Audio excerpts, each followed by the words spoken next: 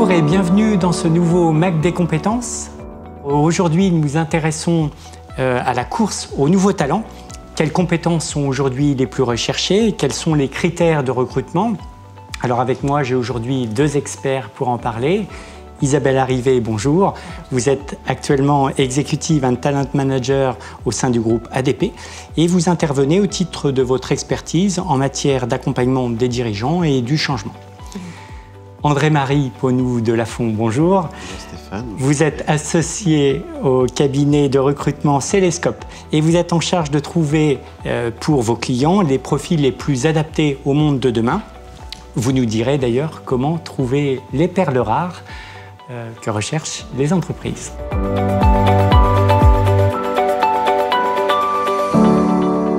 Alors démarrons par une question simple autour des métiers. André-Marie, quels sont les profils aujourd'hui les plus recherchés par les entreprises? Aujourd'hui, les profils recherchés par les entreprises sont apparemment les mêmes que ceux qu'on recherchait hier. On recherche toujours des expertises métiers, mais avec la révolution digitale que nous connaissons aujourd'hui, ces expertises métiers, on va leur demander bien sûr de ne pas être étrangères à la philosophie, à la réalité du numérique. Mais plus encore, je crois que la révolution numérique a complètement reconfiguré l'écosystème professionnel dans lequel on va travailler. Et ça l'a reconfiguré de quelle manière? Principalement en décloisonnant les métiers, pour obliger les métiers à travailler de manière très en interaction.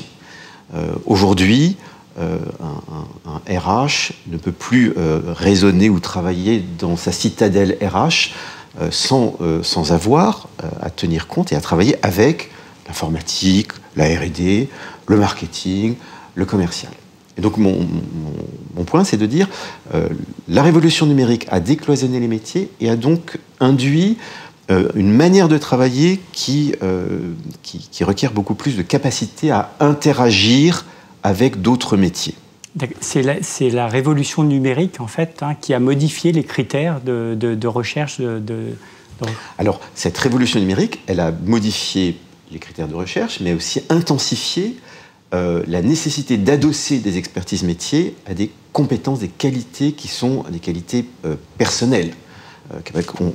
On l'a dit, je l'ai dit tout à l'heure, capacité à travailler avec d'autres métiers, capacité à prendre du recul pour réfléchir dans un domaine qui n'est pas mon domaine d'expertise. Quand un informaticien va devoir travailler avec un RH ou avec le marketing, il va devoir réfléchir dans un domaine qui ne relève pas de son expertise.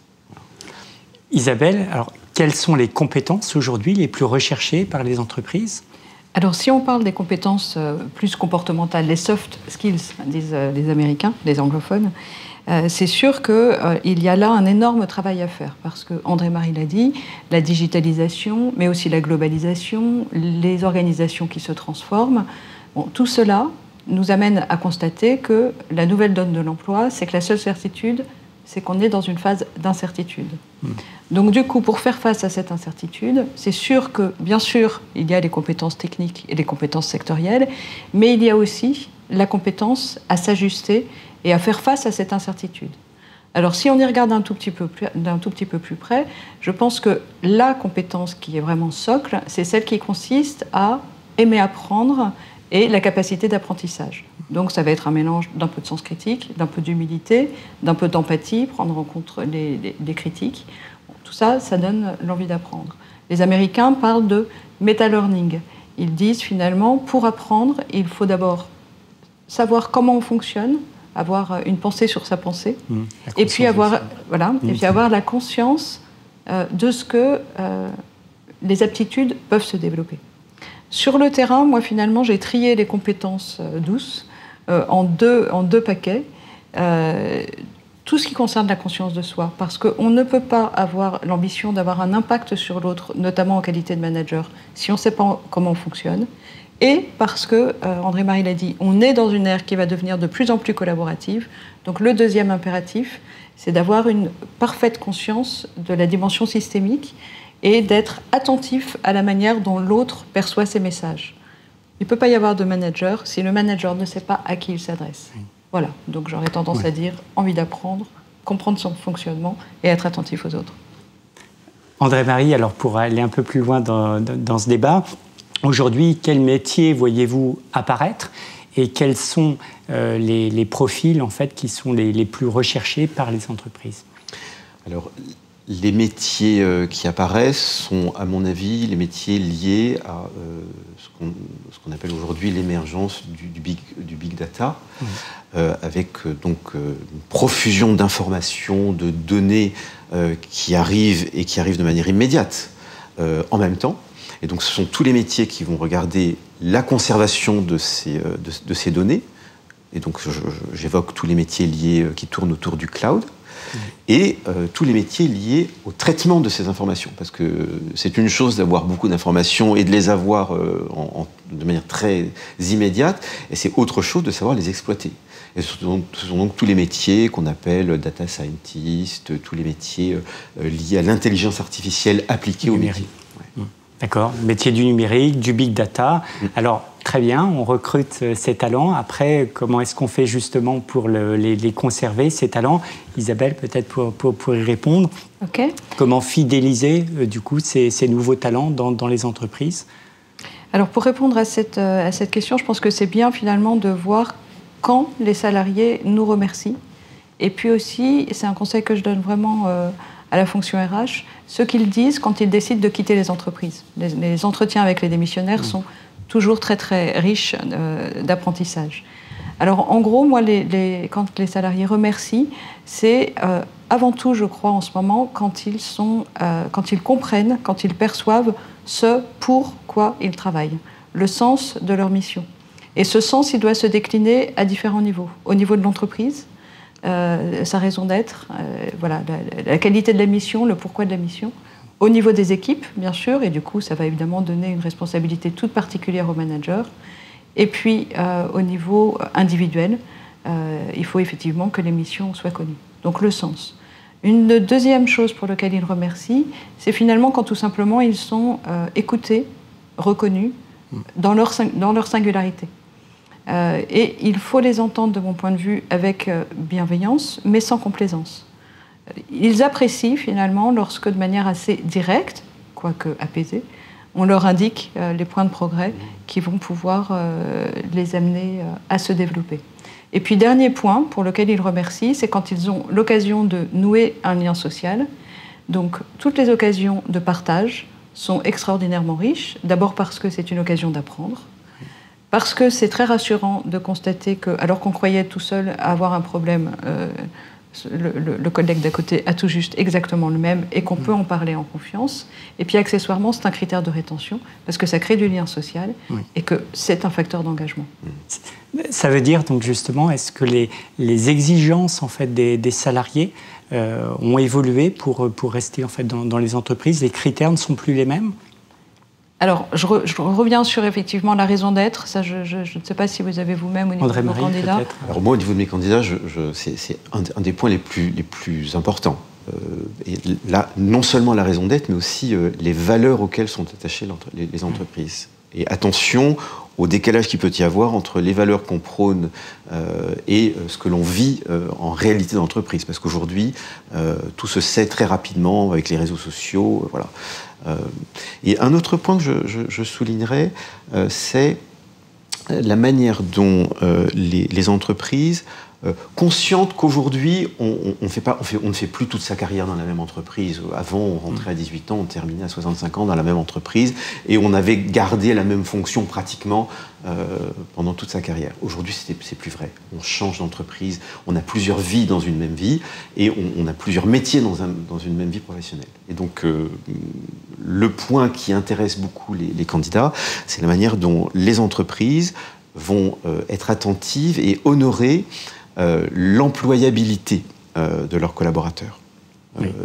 Donc dans une démarche, non seulement je prends ce que le salarié peut m'apporter en termes d'expertise et puis d'énergie de travail, mais aussi je suis capable de lui donner une valeur ajoutée. Alors, justement, pour revenir sur ces talents recrutés, une fois recrutés, est-ce que la formation peut être un axe en fait, de développement pour l'entreprise? Isabelle, peut-être Oui, bien sûr. Alors, pour moi, la formation, c'est vraiment un outil qui contribue énormément au développement et à la performance de l'entreprise. Alors, quand je dis formation, c'est accompagnement, c'est coaching. Bon, c'est, on va dire, plutôt toutes les disciplines qui mènent au développement des personnes. Donc oui, c'est un outil évidemment crucial, et à mon avis pour 3 raisons. D'abord parce que la formation agit sur le quoi. On est dans un contexte qui fait qu'on doit changer de posture managériale, de mindset. On était jusqu'il y a encore peu de temps dans une logique contrôle et commande, qui était très top-down. Et avec tout ce que nous avons évoqué sur le contexte, il y a urgence à passer sur quelque chose de beaucoup plus bottom-up, de beaucoup plus collaboratif. Et ça se travaille, ça s'apprend. Donner une vision qui inspire, engager, faire participer pour aller chercher l'engagement, tout ça, on peut former et accompagner. Donc sur le quoi, évidemment, la formation, c'est très important.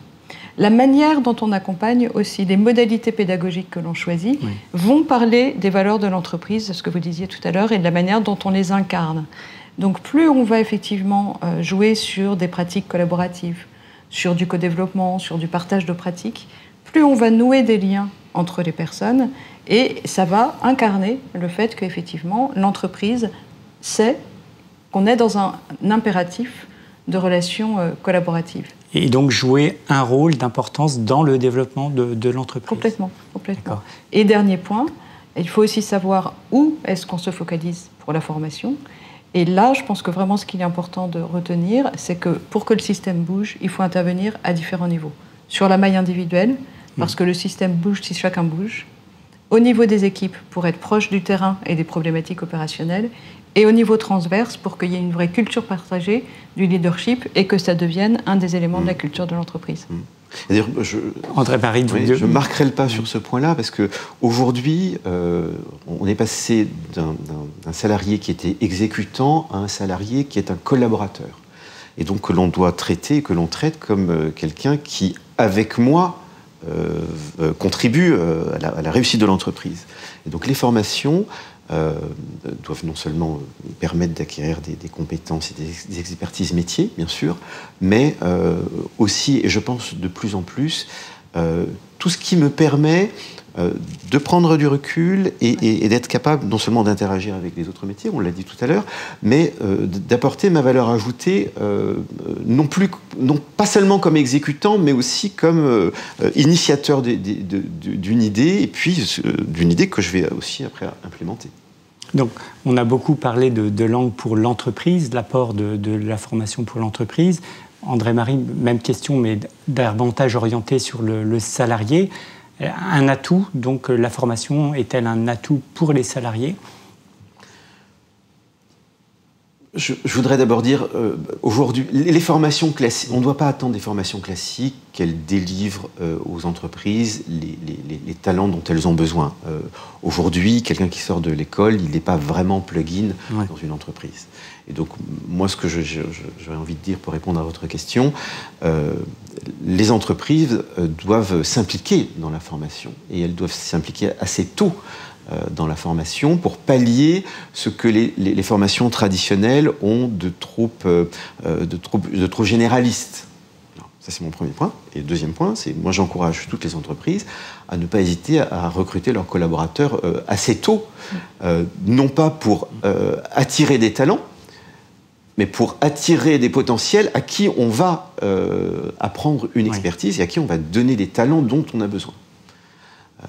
Et aujourd'hui, vous savez, aujourd'hui, on assiste à un retournement où le marché des candidats va en se réduisant.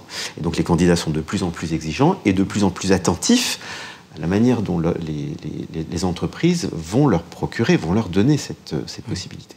Alors Isabelle, peut-être pour conclure, quels conseils pourrions-nous donner aux entreprises et aux DRH pour séduire et fidéliser en fait ces talents dans les entreprises ?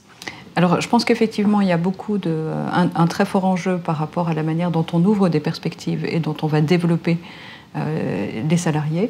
Donc, le premier conseil que j'aurais envie de donner, c'est vraiment travailler sur le mindset des managers, avec un conseil qui consiste à vraiment changer de paradigme et avoir une attitude beaucoup plus tournée vers la psychologie positive. On a l'habitude de mesurer les écarts par rapport à la performance et de regarder ce qu'on a mal fait. La psychologie positive, ça permet de voir, s'appuyer sur ses forces, voir comment on peut capitaliser et regarder les obstacles comme des challenges. Donc ça, c'est le conseil numéro 1, psychologie positive. Le deuxième, c'est si on veut qu'effectivement le système soit attractif et que les personnes aient envie d'y développer, il faut qu'il y ait un accompagnement à différents niveaux de l'entreprise. Les managers, bien sûr, mais aussi les équipes, parce que c'est pas si facile que ça, que de devenir acteur, de prendre la parole, et puis d'être, de se sentir effectivement dans l'empowerment, et puis la gouvernance aussi. Parce que quand le système bouge, finalement, la gouvernance renonce forcément à un bout de contrôle et commande, et c'est pas complètement intuitif. Et puis le dernier conseil, c'est que faire évoluer un mindset, faire évoluer une culture de leadership, c'est nécessairement du temps long. C'est une unité de temps qui est très très différente de ce qui est habituellement demandé aux entreprises. Donc il faut demander aux entreprises de patienter un peu, et en même temps, il faut s'assurer de ce qu'on a des victoires rapides.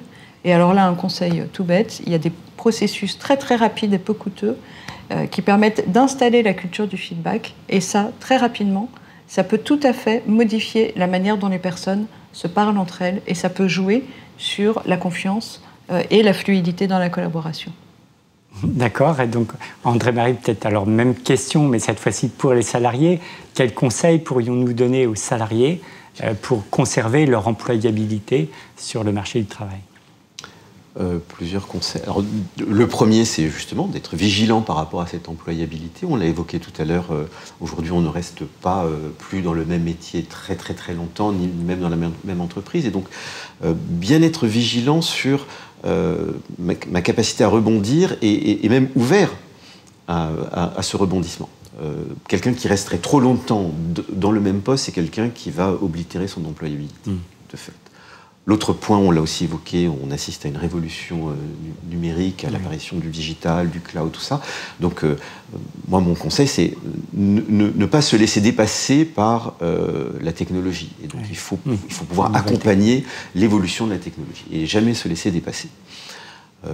Un autre point qui me semble important, ça a l'air très simple, mais j'ai eu une mésaventure encore cette semaine d'un candidat qui avait une expertise, une posture remarquable, qui convenait tout à fait au profil que je recherchais. Mais aujourd'hui, on est dans un monde qui s'internationalise de plus en plus et où, quand on ne sait pas parler, en plus de sa langue maternelle du français, au moins l'anglais, on oblitère son employabilité. Et donc, attention à bien travailler les compétences linguistiques. Et puis, dernier point, je dirais, pour garder son employabilité, de plus en plus, il faut veiller à entretenir son réseau.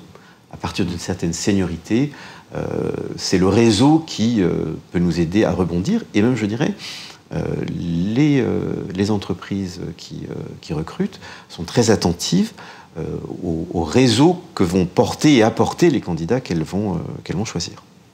D'accord.